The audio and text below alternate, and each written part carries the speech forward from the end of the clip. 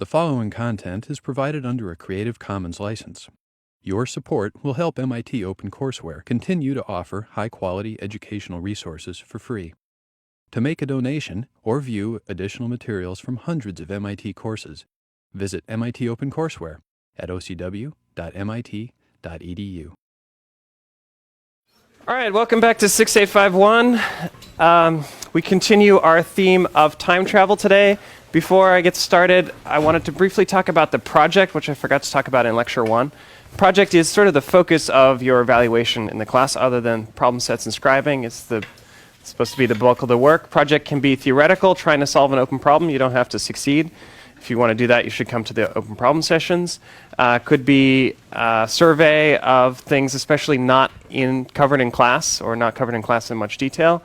Look at a few papers. Could be an implementation of one of these data structures. A lot of the data structures we're talking about here have never been implemented. We don't know how well they perform in practice. And it'd be cool to find out. Many of them have, though, so you should do one that hasn't been done already. Those are the main project types. There will, in a month or so, there will be a project proposal deadline where you have to pick what you're doing. And then the project itself is due last day of classes. And in the last few lectures, there will be project presentations, so you also have to give a talk about it. You can do group projects, and for more people, we expect more stuff to be done. That's all. Otherwise, unconstrained. So, in time travel land, I guess the most sort of physically realistic physics land, if time travel is the branching universes, where if you make a change in the past, you get a totally new universe. That's full persistence. That's last class. Today we're going to do the more science fiction-y approach to time travel, which is you can, like in Back to the Future, you can go back in time, make a change, and then return to the present and see all the result of all the intervening things that happened meanwhile. A fun example of this, if you haven't seen it, is the movie Time Cop, where there's this guy going back in time trying to fight evil time travelers. And when he returns to the present, sometimes like the whole time travel service is starting to fail, and there's this worry that he'll never be able to return to the present. So anyway, we want to do that with the data structure. So this is the idea of retroactivity. In general, we think of a data structure as having a timeline.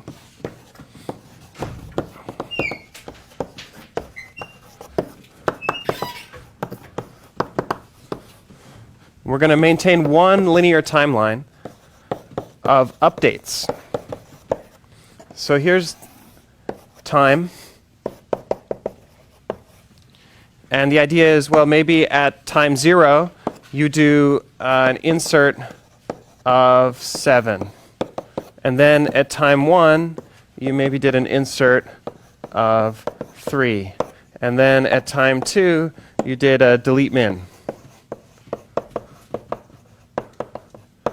Okay, what's that spell? Or at the end, you would have, right now you'd have just the element 7.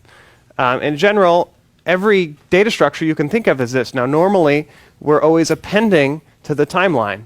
That's working in the present. You're doing operations on the present. But what we'd like to allow with retroactive data structures, you can go back in time, say, right at the beginning of time, and say, actually, I meant to put at time -1, I meant to do, insert 4. Or actually, insert 2 would be a little more interesting. Insert 2 is interesting because that actually changes what the delete min operation would have done. And so I want to go back in time, do this, and then return to the present, say, what's my data structure look like now? I want to be able to do the regular queries I can. So let's say you can do queries at the present. So this is now. And you can do queries here. And I want to be able to add and remove operations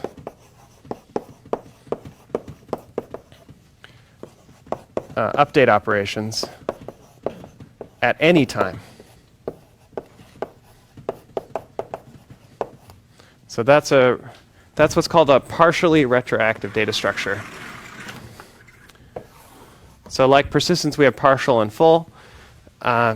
So in general, we're going to have insert at a given time, a given update, delete the the operation at a given time, and query.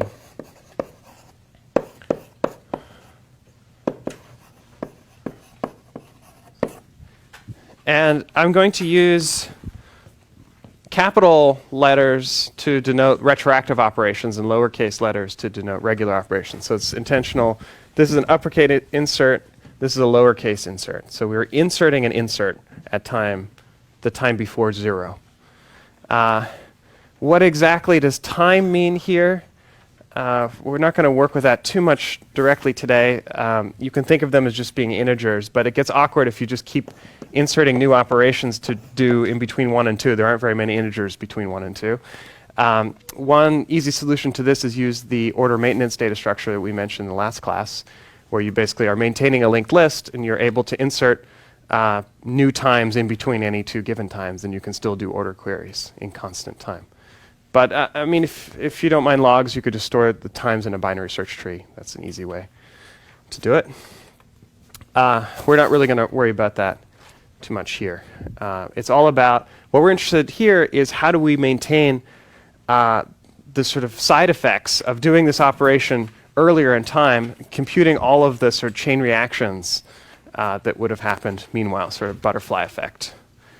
All right, I want to define partial retroactivity means queries are always done at the present.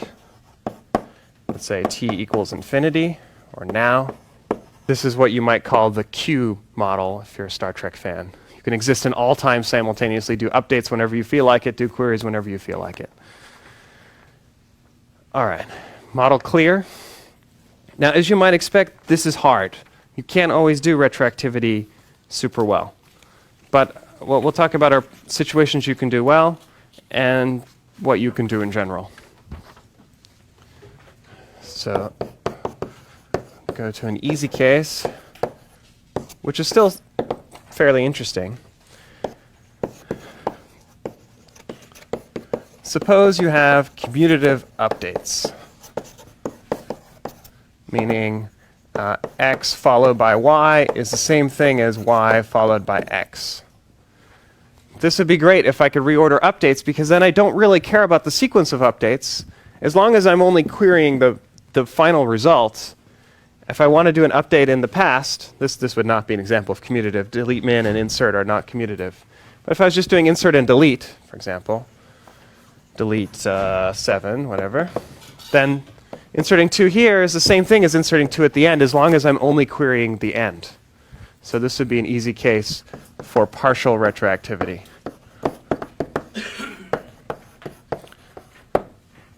If my updates are commutative, then inserting an operation at time t is the same thing as inserting that operation now at the end of time. That's for inserts, but if I want to also be able to, for retroactive inserts, I should say, capital I, if I want to be able to do retroactive deletes, I need something else. I need some way, I still want to only work in the present if I can. And for that I need inversion. If I have invertible updates,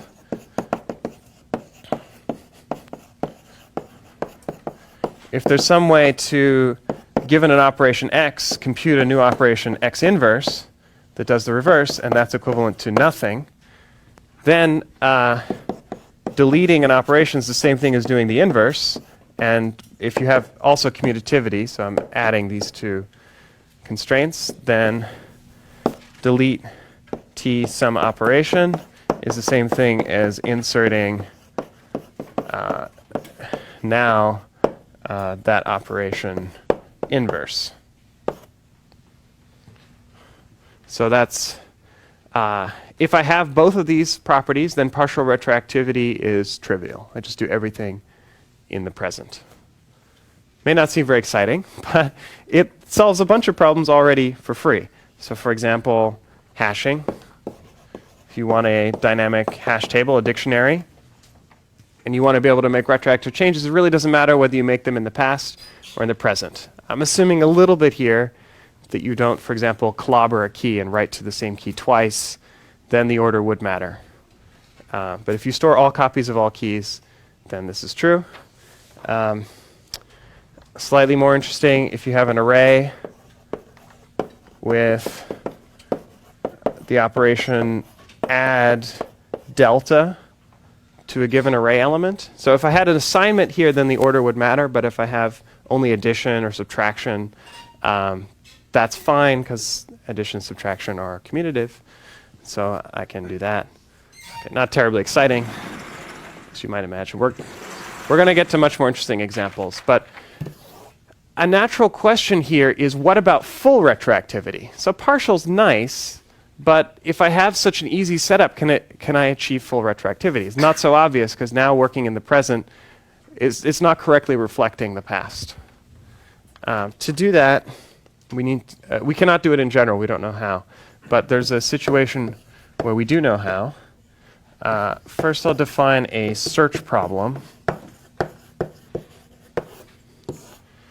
Search problem is, you've seen many examples of this in your algorithmic lifetime. Maintain a set S of objects. We don't know what they are. Subject to insert, delete, and some kind of search query.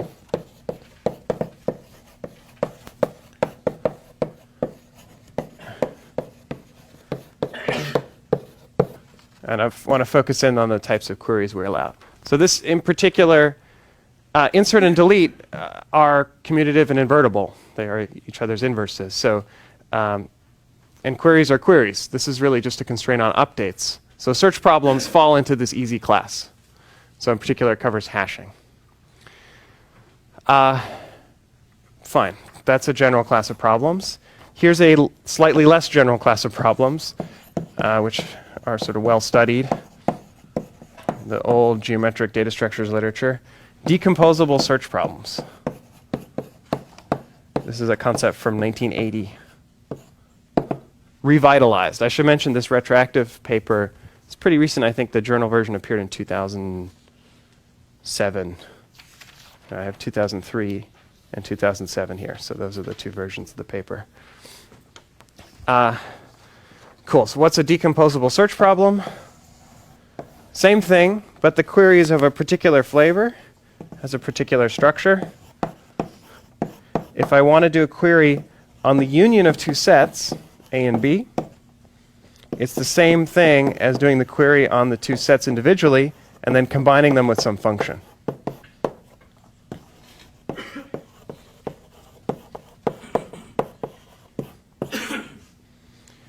This is a constraint on what the query is. The problem is still this. I still want to do a query on the entire set, but I just know this fact that if I could somehow solve the query on smaller sets, I could combine them into the union using this f function. For some, let's say this can be computed in constant time. That's a decomposable search problem. For example, suppose I have a set of points in the plane and I want to know, given a query point, what's the nearest point in my set? This would be dynamic nearest neighbor. If I could compute the nearest neighbor among one subset of the points and the nearest neighbor among a different subset, I can compute the nearest neighbor among the union just by taking the min of the two. Doesn't matter whether A and B overlap. That will still give the right answer. Sort of a min over all things. I have some other examples. Successor on a line. If I given a query point, I want to know what the nearest item after it is. That's sort of like one-sided nearest neighbor. Yeah, point location. We'll get to that in the future. Don't want to time travel too much. Okay, so some queries have this property, some don't. If they do, and we have commutative and an invertibility, I claim full retroactivity becomes easy, relatively easy. Log factor overhead. So that's what I wanted to show you. Full retro for decomposable search problems. Decomposable search problems are automatically commutative and invertible, so I don't need to write that constraint. In log have n here, but I think I mean m overhead. It's a multiplicative factor. M here is the number of retroactive operations you're doing, so it's the size of the timeline. Okay, we're going to do that via something called a segment tree, which was introduced in the same paper that dealt with decomposable search problems by Bentley and Sachs in 1980. They weren't thinking about time travel, but retroactively their result is useful. So what's a segment tree? It's a tree. Let me draw my favorite picture. Draw this many times in this class, I'm sure. I would like to build a balanced binary search tree on time. Leaves will be time. So here's time. And the idea is, well, if I have my operations, my updates, which are what the things that live on time are inserts and deletes. And so if I look at an element, at some point it might be inserted, at some point later it might be deleted. I'm going to assume every element is inserted and deleted only once. Otherwise, if it happens multiple times, think of them as different elements. Then every element exists for an interval of time. So for example, maybe I have an element that exists for this interval of time. Maybe it gets inserted here and then gets deleted here. How should I represent that interval in my tree? So let's call this element A. Well, if I draw a complete binary tree, there's an obvious way to represent that interval, which is as the union of these 4 intervals. If you think of this node as representing the interval of all of its leaves, descendant leaves, then I could put A here, I could put A here, and here, and here. I do that for all my elements. This picture is going to get messy quickly. Let me just do one more example. So maybe I have an element from here to, I don't know, here. Then I'm going to call that element B. Then I'll put B here, and I'll put B here. So always putting it as high as I can. I don't want to put B or A in all the leaves that it appears in, because that would be a linear number of leaves. If I do it like this, there's only log n subtrees I care about, representing the interval as the union of log n subtree aligned intervals. Okay. Now, the real picture is slightly messier than this. I drew a nice, complete, perfect tree. In reality, you're inserting new operations in here, and so you've actually got to maintain this as a balanced binary search tree. So use a red-black tree, AVL tree, or pick your favorite. As long as it stays balanced, you can still do this. Maybe a little less obvious how to do rotations, but let's not worry about rotations right now. Okay, now I want to do a query. What's a query look like? Well, I care about all the things done up to a certain time, or really I care about who exists. Let's say I want to do a query, I don't know, right here. It's maybe not so exciting. Let's do a query here. I want to know at this time who exists and perform the query on that time. So really, I'm asking about everything done in this interval from the beginning of time to my query time t. So here's query of t. Now we don't know what the query is. We just know it's on the set, and we know that it's decomposable in this way by a set union. So the idea is, well, I'll do the query on this data structure, because that represents whatever existed at that time. And then I'll do the query on this data structure, because that represents the things that existed before that. It doesn't look so great. Okay, so I need to put each element in log n different nodes in here, such that I can answer a query by looking at log n different nodes. And a query is asking about what are all the things that exist at this time. So here it would be AB, over here would be nothing, over here would be nothing. Yeah? If you're querying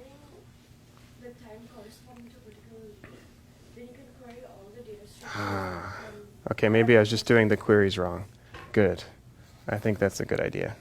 Or I guess I'm asking about querying this time. So which node should I do? All the ancestors.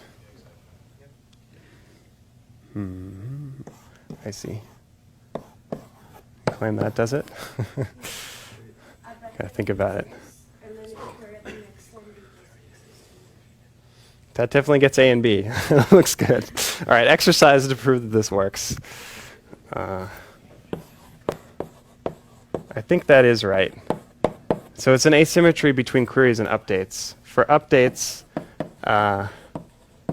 you basically partition the interval. What happens if I have a very short-lived element at the very end of the time span?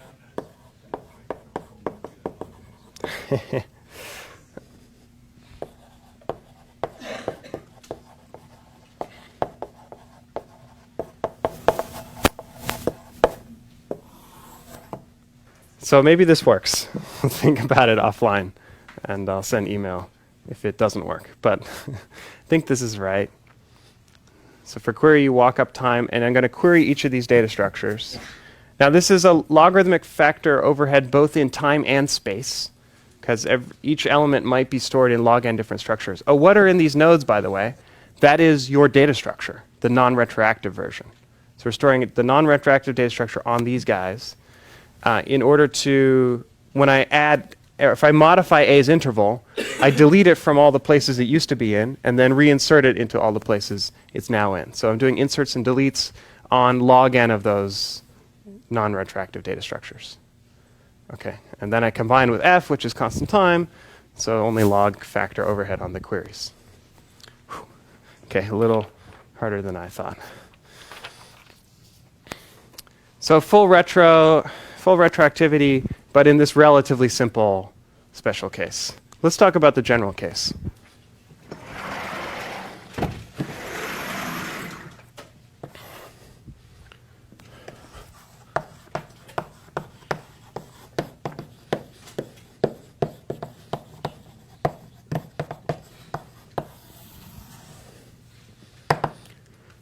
There's an obvious way to do full retroactivity, which is, or let's say partial retroactivity. I want to know what happened in the present. The obvious thing to do is write down all the changes you made, and then if you want to make a retroactive change, you roll back, do your change, and then replay everything that happened meanwhile. So this is the rollback method.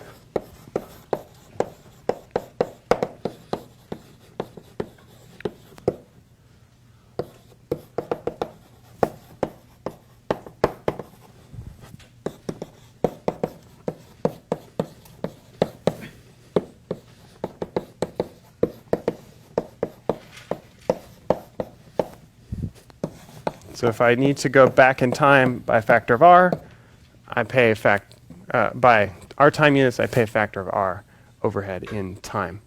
And the space is reasonable. You just have to remember everything that happened. This is pretty obvious, also old. Unfortunately, it's about the best we can do in general, depending on your exact model.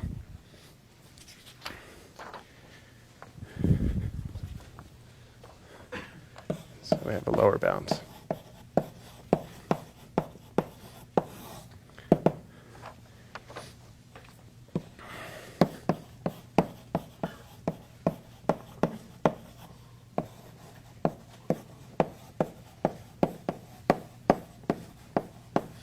This is a kind of a fun result from a philosophy standpoint, philosophy of time travel.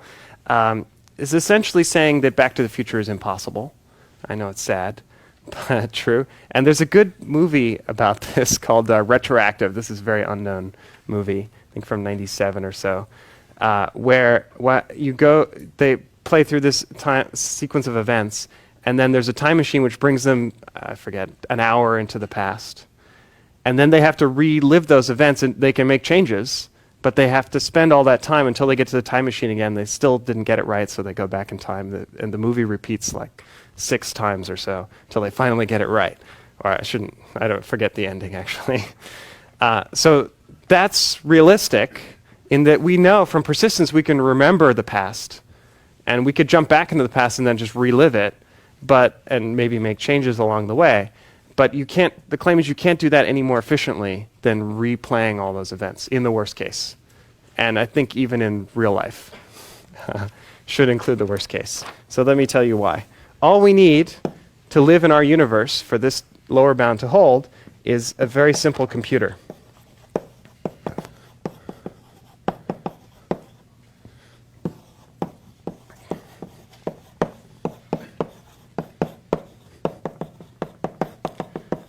It's a computer with two registers, X and Y. They start out 0. Question. When Yeah. you say that the overhead can be necessary, does that mean that it's sometimes The can be is relative to the data structure. So there is a data structure where you're guaranteed to need order R in the worst case. And probably the average case and all sorts of bad things. Yeah, so there are some data structures like these ones where you can do better. And this is for partial retroactivity. But then there are some data structures like the one I'm going to describe to you that you cannot do better. So here are my operations. I can set X to a value. I can add a value to Y. I can compute the product of X and Y and put it into Y. And then I have a query, which is, what is Y? So this is one of the simplest computers ever designed. Very basic calculator. But it lets us do, here's what the operations I'm going to do. First operation, this is in order of time. First I will add AN to Y. Then I will compute the product. Then I will add AN minus 1 to Y. Then I will compute the product. And then at the end, I will add a 0 to Y. What does that do?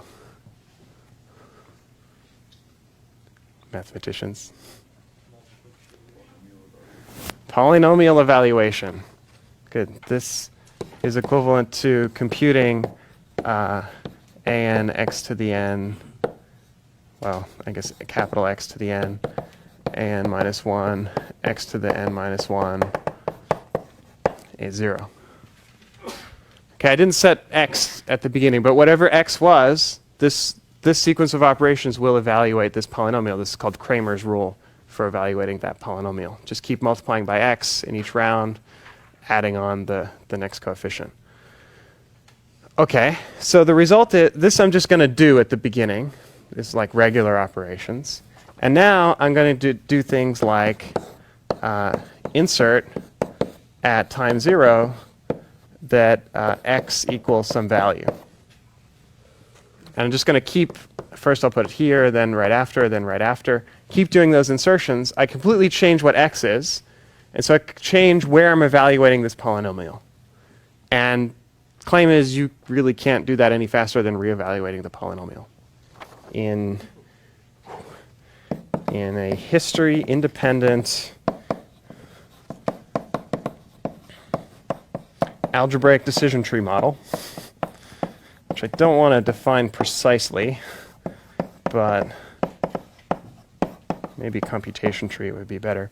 Anyway, this is just, you draw a tree of all the possible things you could do, and the things you can do are additions, multiplications, subtractions, divisions, all field operations.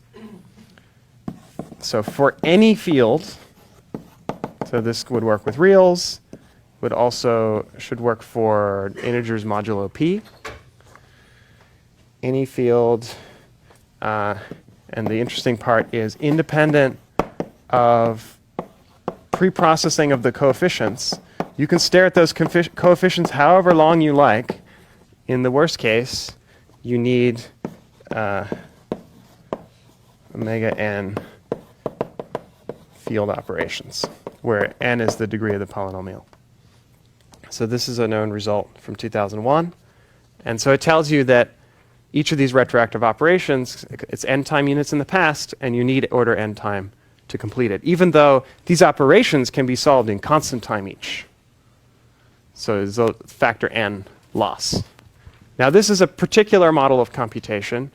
It implies something like an integer random access machine where you can have arrays, I don't really care.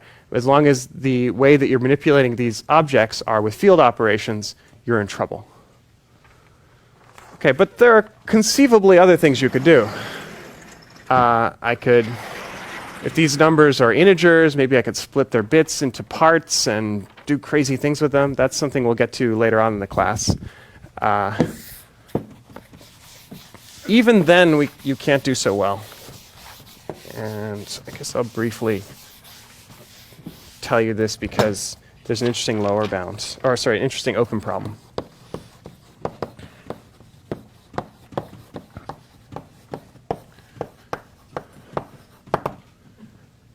So cell probe model, something we'll get into in a deeper way later on in this class, but it just says how many objects, how many words of memory do you need to read in order to solve your problem?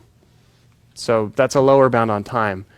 No matter how you're computing with those numbers, how many of the objects, how many of the integers do you need to read? Not necessarily just the AIs. You could split them into parts, do all kinds of pre-processing, make a hash table, build whatever data structure you want. How many words of that data structure do you need to read? And the claim is at least square root of r divided by log r. So roughly square root of r. Open problem is, can you get something like r again in this model? So this is a very powerful model. Not at all realistic, but if you can prove a lower bound in this model, then it holds in basically all models you could ever think of. So here's a data structure, or here's the proof of this lower bound. Data structure maintains n words. I should say typically in this class a word is an integer of, let's say, log n. I'll be more precise. W bits. W is at least log n. We'll talk about this a lot more later in the class when we get to integer data structures. But if you were wondering what a word means, there it is. And the operations, the updates you're allowed to do are arithmetic operations. So it's generalization of this problem. You can do addition, multiplication, division, just basic stuff. So that's the data structure we're trying to do, and at the end you can query what is the value of this word. And now what are we going to do? Before we did polynomial evaluation in that model. Now what I'm going to do is compute FFT, fast Fourier transform. If you know how to do that, great. If not, it's an n log n algorithm. So there's an n log n operations you do. I'm just going to write them down as my sequence of updates. At the end, I have the fast Fourier transform. And the retroactive thing I'm going to do is set all of these words, all the xi's, I didn't name them, which changes the input to the fast Fourier transform. And it turns out that dynamic fast Fourier transform, where changing one of the words, xi, you can show, or it has been shown, we're not going to prove this here, requires at least square root of n cell probes. So this is about, if you change one thing in a fast Fourier transform, it doesn't change everything necessarily, but the claim is that sort of you need to look at least root n of the things again in order to figure out what happened, how the FFT changed. So I mentioned this mostly as an interesting question of whether you can come up with a better lower bound in this data structure. Ideally, taking some existing lower bound, plugging it in to this kind of retroactive framework, and yeah, getting what you want. Enough about the bad news. I want to go to positive results again. So we had a very simple thing here. Let's try something that's somewhere in between, where there are chain reactions, but it's not impossible. So in general, if you have a data structure that represents an arbitrary computer, you're basically hosed. If you have a data structure where the operations can be arbitrarily reordered, pretty easy. So our intermediate setting will be priority queues. The example I showed at the very beginning.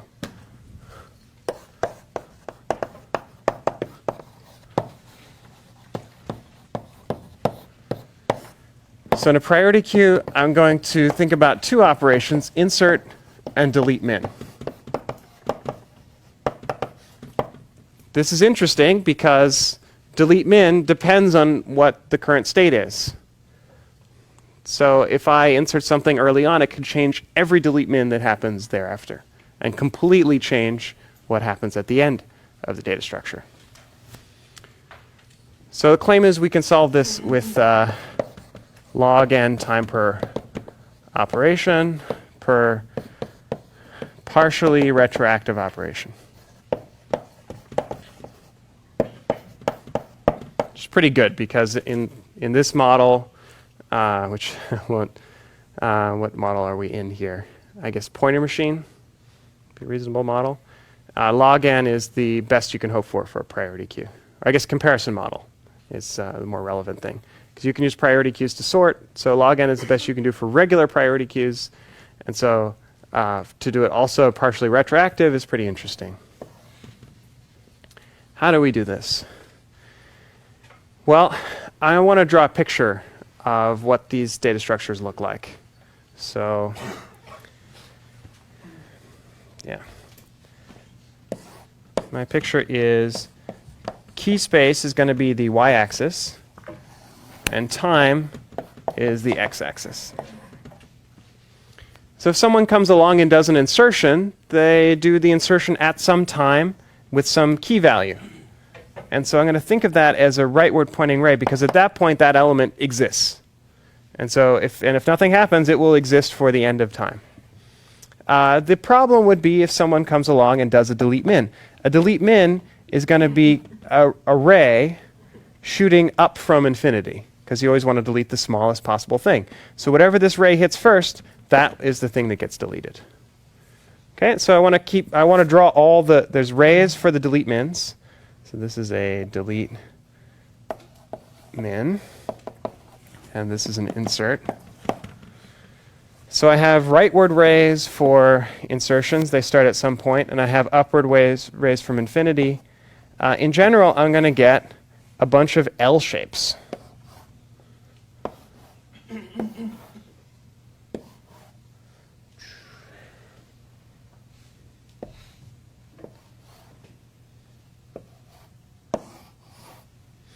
And the L's will be non-crossing in a legitimate picture of an execution of the algorithm. The vertical stuff is when you're taking the min out? Yeah, the vertical lines are delete mins. They're coming from below. They're taking whatever the smallest thing is that exists. So think about like this time right here. Right now, these 4 elements are in the data structure. You do a delete min, you delete the smallest one. So this guy dies. But the 3 others continue. Maybe there'll be some elements that just exist. They don't get deleted. So it's not entirely L's. That's sort of a half of an L. So you might have some elements like that just go off to infinity. But everyone that's in an L, this is the insertion that made it. These are the delete mins that deleted it. Okay, we're not going to do arbitrary deletes, just delete mins. It's hard enough. Okay, problem clear? So I want to maintain this. Let me show you what goes wrong. Hard part about this data structure. Let's say I do an insert here. New insertion. Well, that means that this delete min would have returned this guy instead of this one. So this one would actually continue to exist. So then this delete min would have deleted this guy instead of that one. So this guy continues to exist. So this continues to the right. This exists until this delete min, and now this one exists. Okay, and then this one exists for the rest of time. In general, you do a single retroactive insert, everything could change, or a linear number of guys could change. So if you want to maintain this picture, you're in trouble. You get an omega r lower bound. So we're not going to maintain this picture. But we're going to keep it in our minds vaguely that we want to know something like this picture. What we really need to know is that this element now exists in the data structure. If I'm just doing partial retroactivity, what I care about is who exists at the end of time. So I'm doing an insert at a given time t with a given key x. And it would, if life was good, if I was commutative, then that would be equivalent to inserting that key x at the end of time. But it's not. Instead, I have to figure out what key gets inserted at the end when I insert this key at this time. And similarly for adding a delete min. I won't try to draw that, but exactly the same kind of chain reactions can happen. Okay, so we're going to do this in log n time.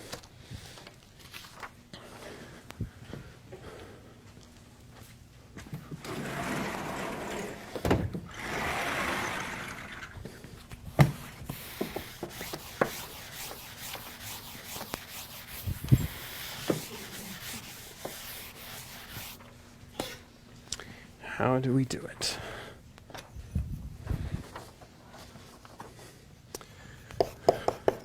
So I'm going to focus on the insertion case, inserting the double insertion case, inserting an insert operation. I guess I'm going to switch notation and call the keys k instead of x. Doesn't matter.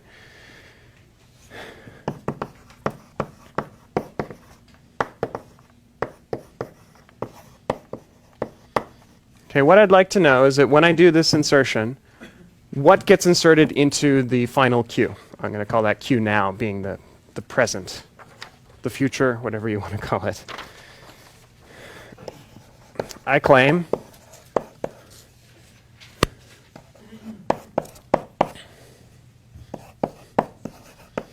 this is what gets inserted.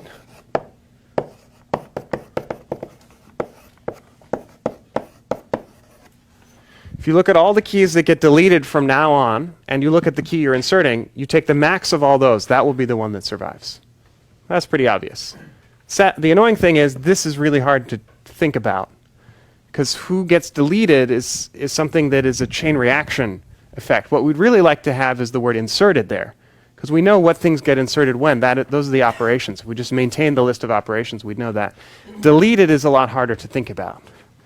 So we need a lemma that tells us, there's a nice equation that simplifies this formula for us, or this computation. For that, we need the notion of a bridge. Very simple idea. A bridge at time t is a time when everything that's currently in the queue will finally be in the queue. My blue chalk. So this is a bridge, because these elements exist for the rest of time. This is a bridge. Okay, these are basically interesting stuff happens between bridges. Bridges are the points of rest when things are kind of boring. We'll need this for the next statement. So, and the other claim is it's easy to maintain where the bridges are. That's not a big surprise, because there's no chain reactions at the bridges.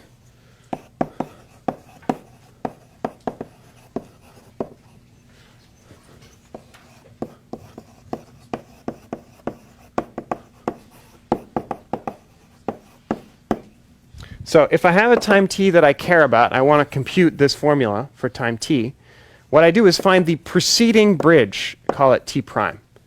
This is like, if an arbitrary time t, like here, we're in the middle of some action. I want to know what that action is, so I want to go to the preceding blue line.